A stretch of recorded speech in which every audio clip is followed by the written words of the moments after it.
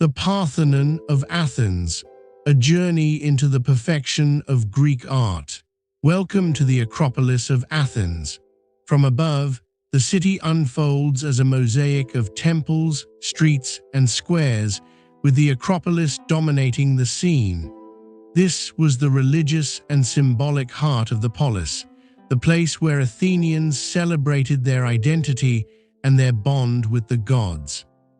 Between the Reconstruction and the Parthenon stood a white altar, testimony to the complex stratification of cults on the Acropolis. Here, Athenian religiosity expressed itself through daily rituals, blending different spaces and meanings. Now we turn to the Reconstruction, an irregular but deeply symbolic temple. Famous for the Porch of the Caryatids, it housed the city's oldest cults, Athene, Polias, Poseidon, Erechtheus.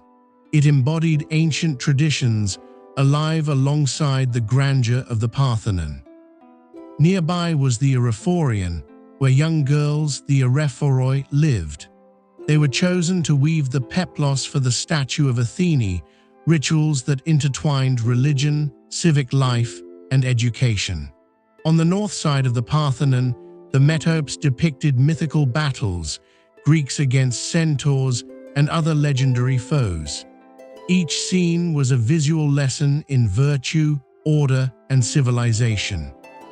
To the east were smaller sanctuaries of Pandion and Zeus Polius, reminders of the variety and richness of Athenian worship. Entering the Parthenon, one encountered the colossal chryselephantine statue of Athene Parthenos by Phidias. Ivory and gold combined into an image of divine power and civic protection. From a distance, the agora was visible, the political and economic heart of the city, a reminder that Athens thrived on balance between cult, democracy, and daily life. We must recall that the Acropolis had been destroyed during the Second Persian War. Its reconstruction, willed by the Athenians, was not just architectural, it was a cultural rebirth, an act of pride, an affirmation of freedom. Inside, the Parthenon was richly decorated, with paintings and ornamentation that wove together light, color, and architecture. The Ionic frieze ran around the inner cellar, a grand procession, probably the Panathenaic festival, placing Athenian citizens side by side with the gods, a civic identity carved in marble. The outer Doric columns were not mere supports. They embodied rhythm, harmony, proportion. They were architecture turned into music. Many consider the Parthenon the most important building ever constructed. Why? Because it unites technical mastery, artistic beauty, religious meaning, and political symbolism. It is both architecture and manifesto. Every element reflects harmony, proportions, numerical ratios, balance between parts. But perfection was not rigidity. Subtle irregularities were introduced, columns slightly inclined, the base gently curved. These refinements corrected optical illusions, making the temple appear alive and flawless.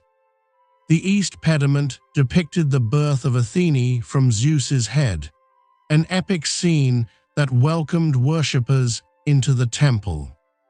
Later, Alexander the Great dedicated bronze shields here, linking classical Athens with the Hellenistic world. Phidias's statue dominated the cellar. The interior was designed to exalt it, with columns framing the figure, transforming it into a divine presence in marble, ivory, and gold.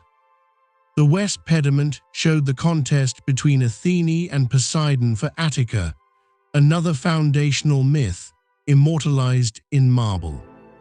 The Parthenon also had a prostodomos, an antechamber that added monumentality and emphasized the temple's sacred nature, making it unique among Doric temples.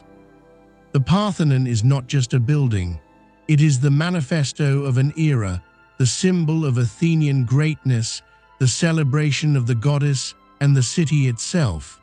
In its stones still echoes the voice of classical Athens, city of art, democracy, and philosophy. The Parthenon remains, beyond all doubt, the most celebrated temple in the history of humanity.